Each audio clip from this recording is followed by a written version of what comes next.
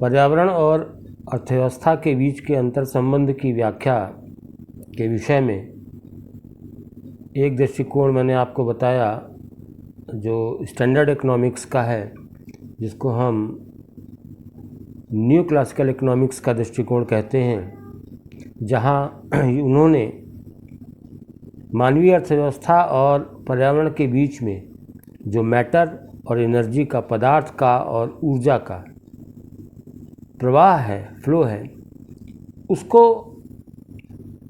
समझने में भूल की थी, उसको उन्होंने इग्नोर किया था।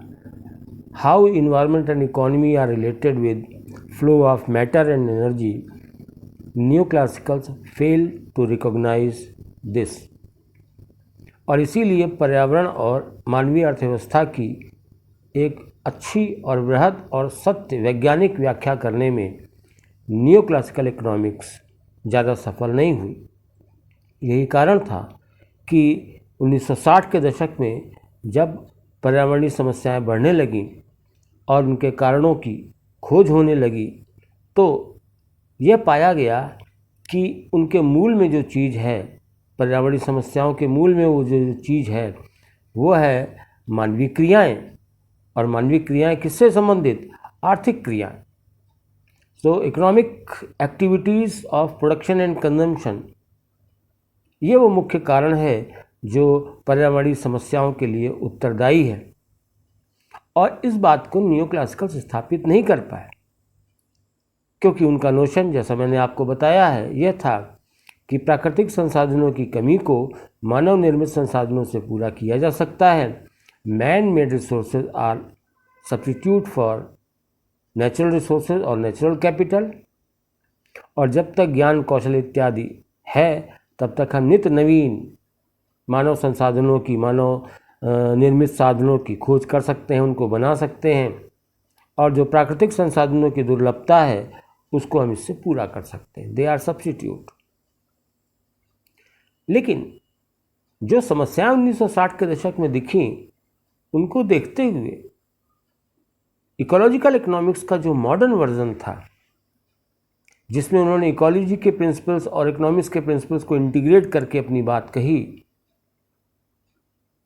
वहाँ इकोलॉजिकल इकोनॉमिक्स के बेस, उसके आधार ने यह बात स्थापित की कि पहले ये देखिए कि जो मानवीय अर्थव्यवस्था है और पर्यावरण है, ये एक दूसरे से कितना इंटरकनेक्टेड है। मैंने पिछले 2 लेक्चर्स में आपको इस बात को बताया है कि जहाँ एक और न्यू क्लासिकल्स मानते थे कि ह्यूमन इकोनॉमी और इन्वायरमेंट अलग अलग एंटाइटीज़ हैं, अलग अलग चीज़ें हैं, वहीं जो इकोलॉजिकल इकोनॉमिक्स है उसका मानना था कि मानवीय अर्थव्यवस्था बायोस्फीयर का एक इंटीग्रल पार्ट है, उसी का एक हिस्सा है, and the two are related.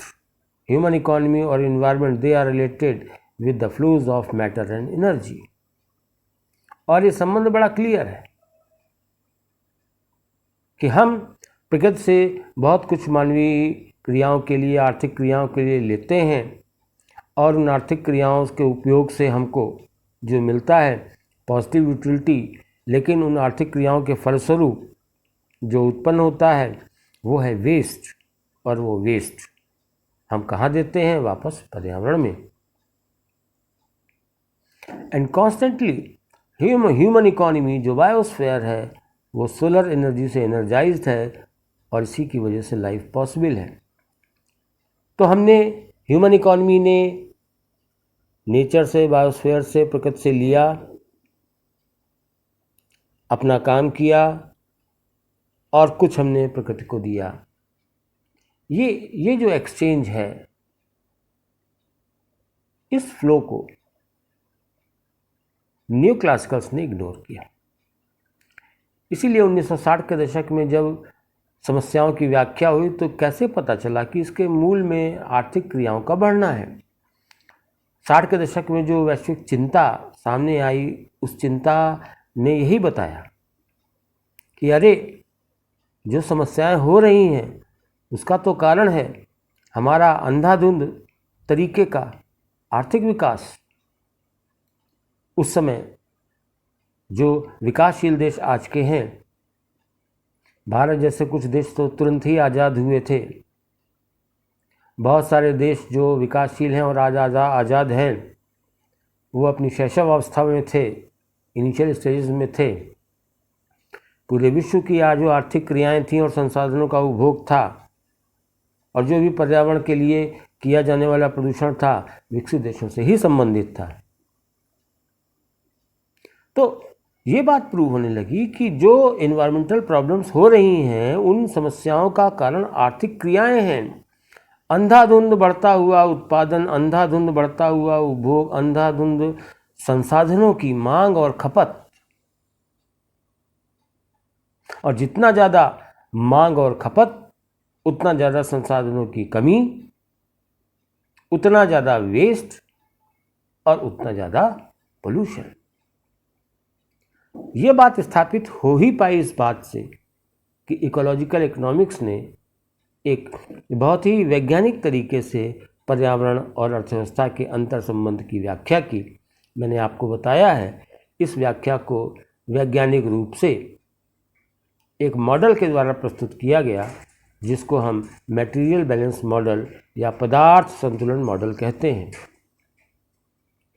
Ecological economics की इस विचारधारा को आयरस और नीज ने 1969-70 में पदार्थ संतुलन मॉडल के द्वारा प्रस्तुत किया, जहां उन्होंने अपने मॉडल की व्याख्या ऊष्मागतिकी के दो सिद्धांतों के आधार पर की, थर्मोडायनेमिक्स के दो प्रिंसिपल्स के आधार पर की, जिनको हम पहला law of conservation of mass and energy कहते हैं और दूसरा लॉ ऑफ एंट्रोपी कहते हैं। अर्थात पहला नियम ये कहता है कि ना तो हम पदार्थ और ऊर्जा बना सकते हैं, ना ही उसको नष्ट कर सकते हैं। और यह नियम ये बताता है कि अगर हम इकोनॉमी और इन्वायरमेंट के संदर्भ में देखें तो एक ओर हम एनवायरनमेंट से बहुत कुछ लेते हैं, नेचुरल रिसोर्सेज, रिन्यूएबल और नॉन रिन्यूएबल, उनका उपयोग करते हैं, वेस्ट जनरेट करते हैं। तो जब हम ले रहे हैं ये इनपुट है और जो वेस्ट जनरेट कर रहे हैं आउटपुट है, और इस पूरे प्रक्रिया में ऊष्मा, हीट जनरेट होती है, दिस इज एंट्रोपी। और जो हम ले रहे हैं और जो वेस्ट जनरेट हो रहा है, कोयले से राख बन रही है, अवस्था परिवर्तन हो रहा है, जो मैटर हमको अवेलेबल था, अब वो प्रक्रिया के पश्चात अनअवेलेबल है, वो दोबारा वापस अपने फॉर्म में नहीं आ सकता। कोयले को एक बार जला लिया, यूज़ कर लिया तो राख बन गई, राख से हम फिर वो कोयला नहीं बना सकते जो नेचर ने एक नॉन रिन्यूएबल रिसोर्स के रूप में हमको दिया। एक स्ट्रांगली स्ट्रक्चर्ड मैटर एक लूजली स्ट्रक्चर्ड मैटर में कन्वर्ट होता है। ऐसा जब प्रोसेस होता है, ऐसी जब अवस्था परिवर्तन होती है, तो ये यूनिडायरेक्शनल होती है, यानी कि कोयले से राख बनती है, राख से कोयला नहीं बनता।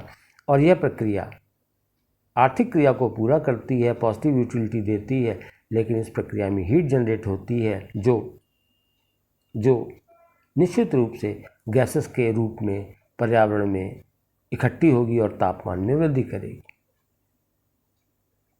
तो मटेरियल बैलेंस मॉडल को इकोलॉजिकल इकोनॉमिक्स में आयरस एंड नीज ने जो बताया, उसके वैज्ञानिक आधार थे। और ये बड़ी एक विशेष बात थी कि जब इस मॉडल की चर्चा की गई, सौभाग्य से उसके पहले थर्मोडायनेमिक्स के ये दो लॉज, इनकी खोज हो चुकी थी, ये स्थापित हो चुके थे। तो ये समझने में कोई भूल हमें नहीं करनी है कि आप प्रकृति से जो कुछ भी ले रहे हैं उसका उपयोग कर रहे हैं, पॉजिटिव यूटिलिटी आपको मिल रही है। आपने रिन्यूएबल नॉन रिन्यूएबल रिसोर्सेज को लिया, उत्पादन किया, उपभोग किया, आपको इकोनॉमिक गुड्स, पॉजिटिव यूटिलिटी मिली। लेकिन उसके साथ साथ उसका एंड प्रोडक्ट क्या है? प्रोडक्शन आप जो कुछ भी करेंगे वेस्ट जनरेट होगा, कंजम्पशन आप जितना भी करेंगे, रिसाइकिल भी एक दो बार कर लिया, अंततः क्या होगा? वेस्ट जनरेट होगा। तो जो कुछ भी लिया एनवायरनमेंट से ह्यूमन इकोनॉमी में, वो ह्यूमन इकोनॉमी एनवायरनमेंट को वापस देती है। लिया अच्छा, लेकिन जो दिया वो वेस्ट की शक्ल में है, solid waste, gases waste, liquid waste. और ये वेस्ट जितना ज़्यादा एनवायरनमेंट में जाता है, जब ये वेस्ट पर्यावरण की वेस्ट को समाहित करने वाली क्षमता से ऊपर हो जाता है, तो इसके दुष्प्रभाव होते हैं। नेचर आप किसी खुली जगह में थोड़ा सा कुछ जलाइए, धुआं निकलेगा और 2 मिनट में वो धुआं गायब हो जाएगा, क्योंकि उस खुली जगह में जो एनवायरनमेंट है, एनवायरनमेंट ने उस धुएं को अपने में आत्मसात कर लिया, अवशोषित कर लिया, आपको दिक्कत नहीं हुई। लेकिन अगर प्रकृति की, पर्यावरण की इस आत्मसात करने की क्षमता से ज़्यादा आप उसको देने लगेंगे तो क्या होगा? वो वापस आपके ऊपर आएगा। और गैसेस वेस्ट आपने उसकी क्षमता से ज़्यादा दिया, गैसीय चीज़ें आपने पर्यावरण को समाहित करने से क्षमता से ज़्यादा दी, इसका रिजल्ट क्या होगा? एनवायरनमेंट में एयर पोल्यूशन,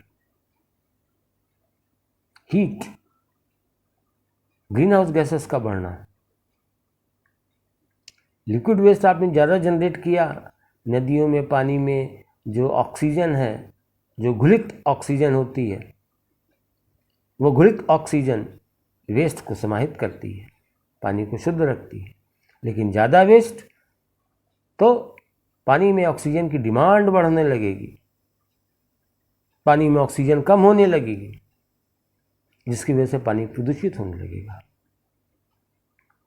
सॉलिड वेस्ट ज़्यादा है, गंदगी, बदबू, बीमारी, वेस्ट को डिस्पोज करने की प्रॉब्लम, सॉलिड वेस्ट प्रॉब्लम। तो आप जो ले रहे हैं वो अच्छा है, ये एक फ्लो है। यूज़ किया एंड प्रोडक्ट, ये दूसरा फ्लो है। आप ये नहीं सोच सकते हैं, ये नहीं मान सकते हैं कि हम ले रहे हैं, हमने यूज़ कर ले रहे हैं, यही बात ख़त्म हो गई। No no no no, conservation of mass and energy. लिया है तो जाएगा ही पर्यावरण में, लिया अच्छा है और जाएगा पर्यावरण में खराब। ज़्यादा रिसोर्स लिए, ज़्यादा कंजम्पशन प्रोडक्शन की एक्टिविटीज़, ज़्यादा आउटपुट, ज़्यादा यूज़, ज़्यादा waste. More activity, more waste. More resource use, more waste. More economic development, more waste, more problem.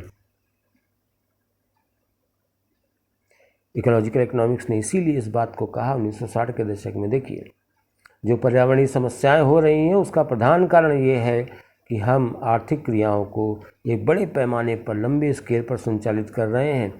आर्थिक विकास हमारा उद्देश्य है और उस उद्देश्य को प्राप्त करने में न केवल हम प्राकृतिक संसाधनों का अंधाधुंध उपयोग कर रहे हैं, बल्कि हमारी प्रोडक्शन और कंजम्पशन की एक्टिविटीज़ जिस स्केल से बढ़ रही हैं, उससे वेस्ट बहुत ज़्यादा जनरेट हो रहा है और तरह तरीके की पर्यावरणीय समस्याएं आ रही। जो मॉडर्नाइजेशन है, जो आधुनिकीकरण है, उसके जो तरीके हैं, जो टेक्नोलॉजी है लेटेस्ट, उसके जो तरीके हैं, वो भी कहीं ना कहीं पर्यावरण के लिए बहुत अनुकूल नहीं है। मटेरियल बैलेंस मॉडल में इस बात के साथ साथ जिस दूसरी बात की ओर इशारा किया गया, वो बात इससे संबंधित थी कि एंट्रोपी का नियम लागू होता है। अगर पदार्थ यूज़ किया तो उसका अवस्था परिवर्तन होगा और इस प्रक्रिया में ऊष्मा, हीट जनरेट होगी। ज़्यादा एक्टिविटी, ज़्यादा अवस्था परिवर्तन, ज़्यादा रिसोर्स की खपत जो अपनी पूर्व अवस्था में नहीं लौटेगा। ऐसे में जो नॉन रिन्यूएबल रिसोर्सेज हैं, गैस, कोयला, तेल, प्राकृतिक तेल, उनको तो आपने यूज़ कर लिया तो वो उनकी जो अवस्था बदल गई, अब दोबारा आपको वो नहीं मिलेंगे और रिसोर्स भी कम होंगे और इस यूज़ की प्रोसेस में गैस और हीट जनरेट होगी जो एनवायरनमेंट में जाएगी, जो कहीं ना कहीं आज हमारी ग्लोबल वार्मिंग का कारण है। 6 तरीके की गैसें होती हैं जिनको हम ग्रीन हाउस गैसेस कहते हैं, क्योंकि ये गैसें ग्रीन हाउस प्रभाव उत्पन्न करती हैं। ये जो गैसेस हैं, इनमें सबसे जो महत्वपूर्ण गैस, सबसे बड़ी गैस है जो रिस्पॉन्सिबल है, उसको CO2 कहते हैं, कार्बन डाइऑक्साइड। 6 गैसें ग्रीन हाउस इफेक्ट पैदा करती हैं, इसीलिए क्योटो प्रोटोकॉल के समय इनको ग्रीन हाउस गैसेस कहा गया। इन गैसों में हीट को ट्रैप करने की कैपेसिटी होती है। ये गैसेस एनवायरनमेंट में ऊपर एक ब्लैंकेट डेवलप करती। जितना ज़्यादा गैसों का संघनन, कंसंट्रेशन ऊपर एनवायरनमेंट में होगा, गैसें संघनित होती जाएंगी ग्रीन हाउस गैसेस, उतना जो कंबल है उसकी मोटाई बढ़ती जाएगी। कंबल मोटा होता जाएगा, हम आर्थिक क्रियाओं से और गैसेस को निकालेंगे, तो गैस का जो प्रोसेस है वो ये कहता है आप जो करते हैं वो एनवायरनमेंट में ऊपर जाता है। लेकिन जो ब्लैंकेट है गैसेस का, वो जितना मोटा होगा, आप जो हीट और गैस जनरेट करते जा रहे हैं, वो ब्लैंकेट उसको ट्रैप करेगा, रोक लेगा और अपने ऊपर नहीं निकलने देगा। नतीजा क्या होगा? जब गैसेस ट्रैप होंगी तो ट्रैप होने से गर्मी पैदा होगी, हीट होगी, और वो कहाँ जाएगी, किस पे पड़ेगी? पृथ्वी पर। नतीजा आज हम देख रहे हैं कि जो वैश्विक स्तर की पर्यावरणीय समस्याएं हैं, उनमें जो सबसे बड़ी इंटरनेशनल एनवायरमेंटल प्रॉब्लम है वो है प्रॉब्लम ऑफ ग्लोबल वार्मिंग। यही तो इकोलॉजिकल इकोनॉमिक्स ने मटेरियल बैलेंस मॉडल में दूसरी बात जो बताई, एंट्रोपी के नियम के आधार पे ज़्यादा से ज़्यादा इकोनॉमिक डेवलपमेंट, ज़्यादा से ज़्यादा प्रोडक्शन एंड कंजम्पशन, तो ज़्यादा से ज़्यादा गैस और हीट और ज़्यादा से ज़्यादा गर्माहट। इसलिए मटेरियल बैलेंस मॉडल को बताते समय इकोलॉजिकल इकोनॉमिक्स ने इस बात की चिंता को स्पष्ट कर दिया कि सजग हो जाइए, विश्व के लोग सजग हो जाइए, सावधान हो जाइए। हम जो समस्याएं पर्यावरण की देख रहे हैं, उसका कारण है बढ़ती हुई प्रोडक्शन और कंजम्पशन की एक्टिविटीज़, हमारा बढ़ता हुआ अंधाधुंध आर्थिक विकास। जिस तरीके से हम संसाधनों का उपयोग कर रहे हैं, प्रकृति का दोहन कर रहे हैं, और जिस तरीके से इकोनॉमिक डेवलपमेंट के प्रोसेस को आगे बढ़ा रहे हैं, ये स्थिति हमारे लिए भविष्य में खतरा उत्पन्न करेगी। ऐसा इकोनॉमिक डेवलपमेंट आगे चल नहीं पाएगा, कहीं ना कहीं आगे जाकर समस्या होगी, और ये चिंता का विषय है। इसीलिए इकोलॉजिकल इकोनॉमिक्स ने 60 के दशक में अपनी इस बात को क्लब ऑफ रोम के माध्यम से कह दिया कि अब समय आ गया है कि वैश्विक समुदाय को मिलकर और बैठकर सोचना चाहिए कि क्या किया जाए, क्योंकि समस्या एक आती है। चिंता इसलिए बड़ी महत्वपूर्ण थी कि किसी भी देश के किसी भी व्यक्ति से आप बात करिए, विकासशील हो या विकसित, वो दोनों चाहता है जितना ज़्यादा देश में उत्पादन होगा, उपभोग होगा, वैरायटी ऑफ प्रोडक्ट्स मिलेंगी।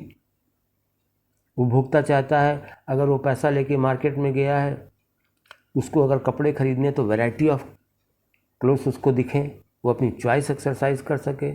कंज्यूमर अपने सेटिस्फेक्शन को मैक्सिमाइज करता है, अपनी चॉइस से पैसा देके बेस्ट चीज़ ले आए, संतोष उसको अधिकतम मिले। प्रोड्यूसर चाहता है प्रॉफिट ज़्यादा हो। तो जो इकोनॉमिक एजेंट्स हैं वो जो चाहते हैं वो तो इकोनॉमिक डेवलपमेंट है, क्योंकि इकोनॉमिक डेवलपमेंट में ज़्यादा प्रोडक्शन, ज़्यादा कंजम्पशन मीन्स ज़्यादा प्रॉफिट, ज़्यादा सेटिस्फेक्शन, पॉजिटिव यूटिलिटी। लेकिन प्रॉब्लम ये है, ऐसा आप जितना ज़्यादा करेंगे उतना ज़्यादा वेस्ट जनरेट होगा, और जितना ज़्यादा वेस्ट जनरेट होगा उतना ज़्यादा इन्वायरमेंटल क्वालिटी खराब होगी, जो नहीं चाहिए। तो एक को आप ज़्यादा करेंगे पॉजिटिव यूटिलिटी को, इकोनॉमिक गुड्स एंड सर्विसेज को, प्रोडक्शन एंड कंजम्पशन को, तो इन्वायरमेंटल क्वालिटी खराब होगी, वो नहीं चाहिए। यही तो समस्या आई। अब लेकिन समस्या गंभीर इसलिए हो गई कि चलिए ठीक है, हम प्रोडक्शन और कंजम्पशन ज़्यादा चलने देते हैं और ज़्यादा से ज़्यादा गुड्स एंड सर्विसेज मिलते हैं, पॉजिटिव यूटिलिटी मिलेगी, आराम से पहनेंगे, ओढ़ेंगे, यूज़ करेंगे, कंज्यूम करेंगे, मैक्सिमम यूटिलिटी लेंगे, प्रोड्यूसर्स मैक्सिमम प्रॉफिट लेंगे, प्रॉस्पेरिटी चलती रहे, विकास होता रहे। और इस प्रक्रिया में वेस्ट से अगर पर्यावरणीय गुणवत्ता खराब हो रही है तो होती जाए, क्या करना। ये भी चल सकता है और यही चलता रहा 1960 के दशक तक। इसीलिए हमने बहुत चिंता नहीं की। ऐसा नहीं है कि अगर 1960 के दशक के पहले लकड़ी जलती थी तो धुआं नहीं होता था। 1910 में कोई लकड़ी जलाता था तो भी उससे धुआं होता था, लेकिन वो धुआं प्रकृति आत्मसात कर लेती थी। जब तक हमारी इकोनॉमिक एक्टिविटीज़ को नेचर आत्मसात करता रहा, अपनी असिमिलेटिव कैपेसिटीज को समाहित करता रहा, जब तक नेचर के लिए आपका दिया गया वेस्ट पर्याप्त नहीं था, तब तक उसने उसको एडजस्ट किया और आपको कोई इल इफेक्ट महसूस नहीं हुआ, इसीलिए आपको कोई समस्या नहीं लगी और आपने कभी इस बारे में सोचा नहीं। लेकिन 60 के दशक में जब ये चीज़ें आईं तो मटेरियल बैलेंस मॉडल के जरिए इकोलॉजिकल इकोनॉमिक्स ने इस बात को प्रूव कर दिया कि चिंता करिए,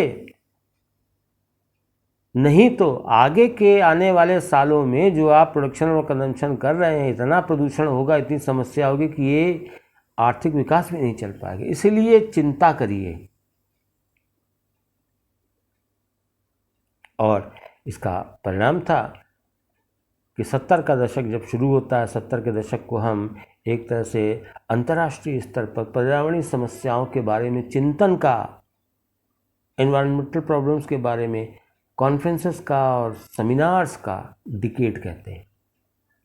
70 के दशक से पर्यावरणीय समस्याओं के बारे में अंतर्राष्ट्रीय स्तर पर चिंतन और मंथन शुरू होता है। 1970 का डिकेड कॉन्फ्रेंसेस का, सेमिनार्स का डिकेड था और 1972 में सबसे पहले स्टॉकहोम सम्मेलन होता है, जिस पर विश्व के देश पर्यावरण के बारे में होने वाली जो खराबी है और आर्थिक क्रियाएं जो उसके लिए जिम्मेदार हैं, इस पर चिंता करते हैं, सोचते हैं क्या किया जाए।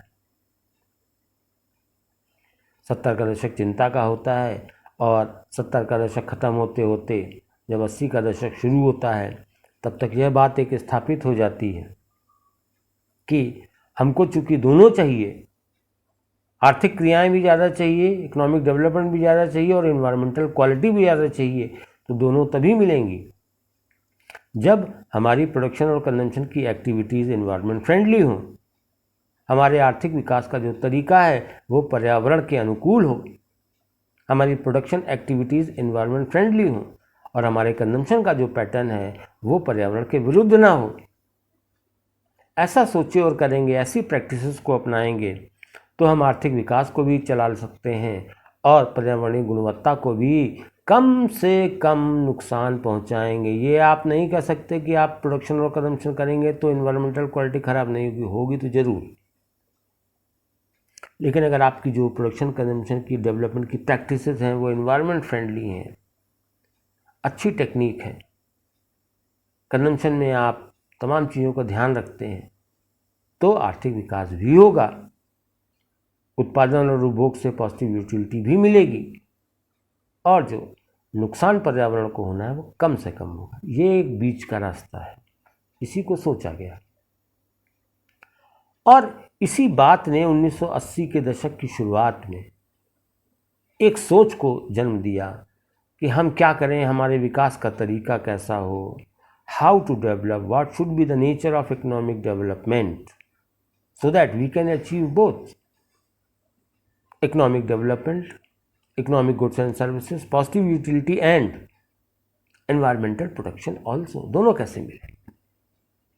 60 के दशक की ये जो चिंता थी, इसने अपना जो मूर्त रूप पाया, अपना एक साकार रूप पाया वो 1987 में ब्रंटलैंड कमीशन ने जब अपनी रिपोर्ट दी आवर कॉमन फ्यूचर, उसमें एक कंसेप्ट उन्होंने बताया, दैट इज सस्टेनेबल डेवलपमेंट, परिपोषित विकास, प्रतिपोषित विकास।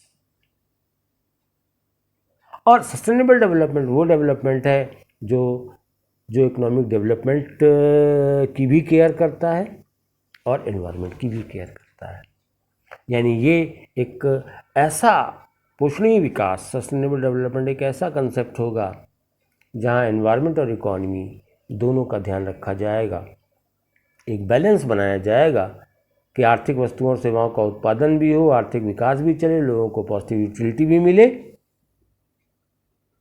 साथ साथ पर्यावरण पर नुकसान भी कम से कम हो, जीरो तो नहीं हो सकता, कम से कम हो।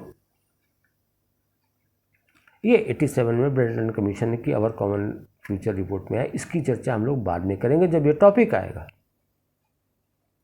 तो इतना बड़ा रास्ता और इतना महत्वपूर्ण रास्ता तय करने में जिस विचारधारा का योगदान एनवायरमेंटल इकोनॉमिक्स का आधार बनता है वो इकोलॉजिकल इकोनॉमिक्स है। पारिस्थितिकी अर्थशास्त्र के क्षेत्र ने और उसके विचारों ने एनवायरमेंटल इकोनॉमिक्स, पर्यावरणीय अर्थशास्त्र के विकास में अद्वितीय योगदान दिया। और इसी मटेरियल बैलेंस मॉडल के आधार पर इकोलॉजिकल इकोनॉमिक्स ने यह बताया कि एनवायरनमेंट के 4 मेजर फंक्शंस होते हैं जो इकोनॉमी के लिए करता है, और वो फंक्शंस चूँकि इकोनॉमी के लिए करता है इसलिए पर्यावरण के उन 4 प्रमुख कार्यों और क्रियाओं को हम इकोनॉमिक फंक्शंस ऑफ एनवायरनमेंट कहते हैं।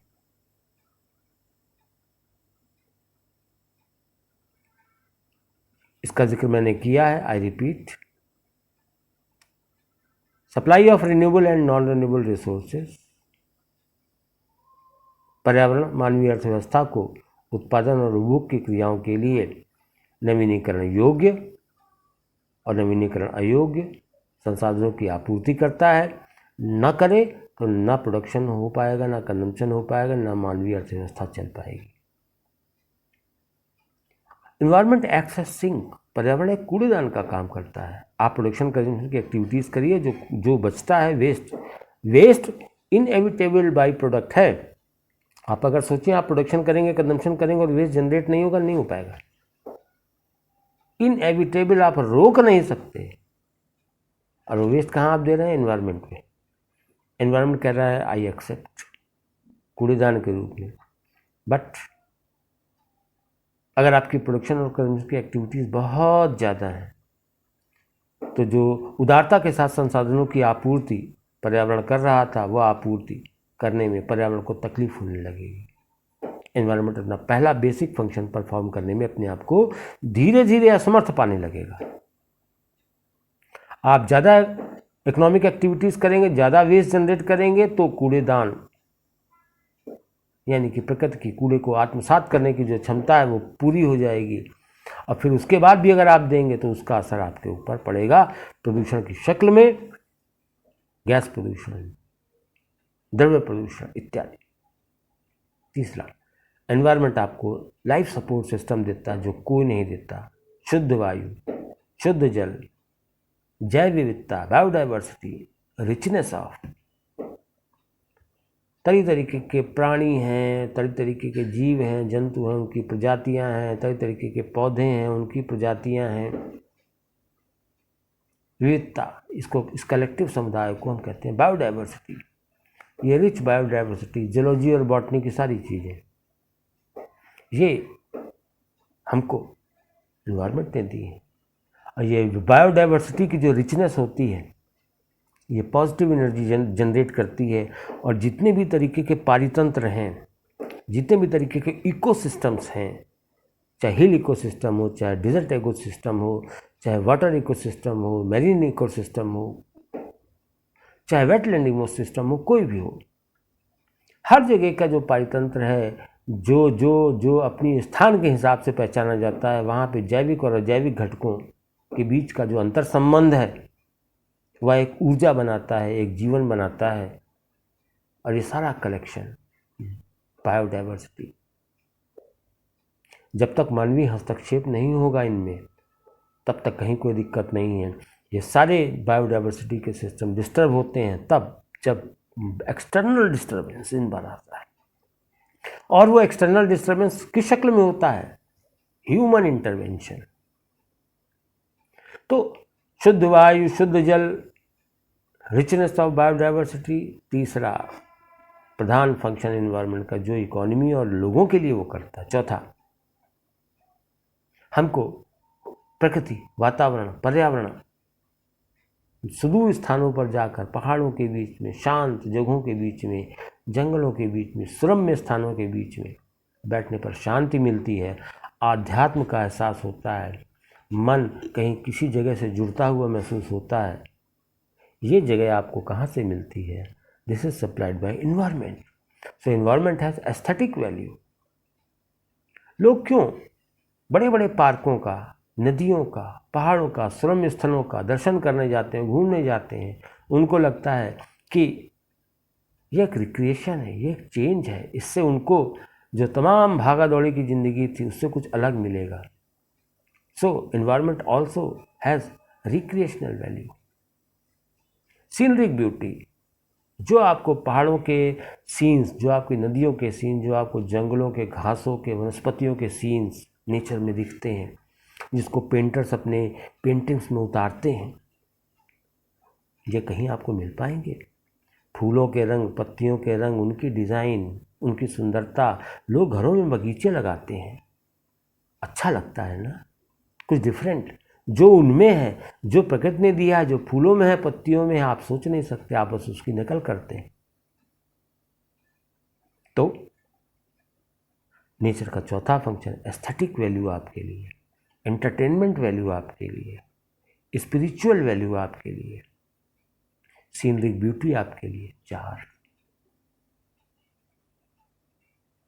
लेकिन जब आर्थिक क्रियाएं बढ़ेंगी तो पहला फंक्शन करने में पर्यावरण अपने आप को दुखी पाएगा, क्योंकि संसाधन आप ज़्यादा खींचेंगे तो संसाधनों की दुर्लभता होगी। वह उदारता से दे रहा था, आप उसका गला पकड़ के ले रहे हैं, उसको टॉर्चर कर रहे हैं। Scarcity of resources. अगर ज़्यादा आपने विकास किया, पर्यावरण अपना पहला फंक्शन करने में असमर्थ महसूस करता है।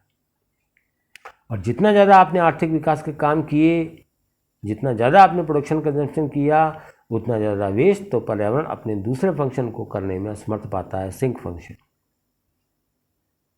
जितना ज़्यादा वेस्ट जनरेट होगा, जितना ज़्यादा पोल्यूशन होगा, उतना ही वायु गुणवत्ता, जल गुणवत्ता खराब होगी, उतना ही जैव विविधता की हानि होगी, क्योंकि आर्थिक विकास बढ़ने से ह्यूमन इंटरवेंशन इकोसिस्टम्स में बढ़ने लगता है। तीसरा फंक्शन भी गड़बड़। इसीलिए जो इंटरनेशनल इन्वायरमेंटल प्रॉब्लम्स हैं, उनमें एक बड़ी प्रॉब्लम जो सबसे बड़ी है वो तो ग्लोबल वार्मिंग की है, लेकिन दूसरी सबसे बड़ी जो प्रॉब्लम आज की तारीख में है वो है लॉस ऑफ बायोडाइवर्सिटी, जैव विविधता की हानि। और जब इतना प्रदूषण बढ़ गया, प्रकृति इतनी असमर्थ हो गई, तो आपको अच्छे पहाड़ कैसे दिखेंगे, अच्छे मैदान कैसे दिखेंगे, अच्छे जल वाले शुद्ध जलवायु जिनमें आप बोटिंग का मज़ा लेते थे, वैसा जल कैसे दिखेगा?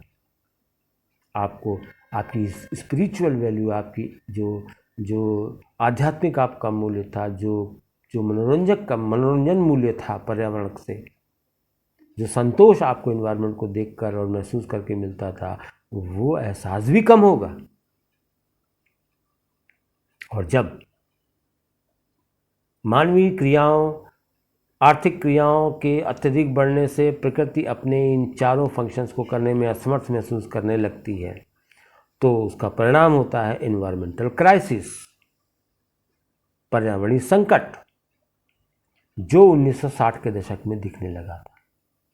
और जब पर्यावरणीय संकट होता है, जिसको कि इकोलॉजिकल इकोनॉमिक्स ने इसी मटेरियल बैलेंस मॉडल के बाद ये 4 फंक्शंस के माध्यम से बता दिया कि ये समझ लीजिए कि ये हो रहा है।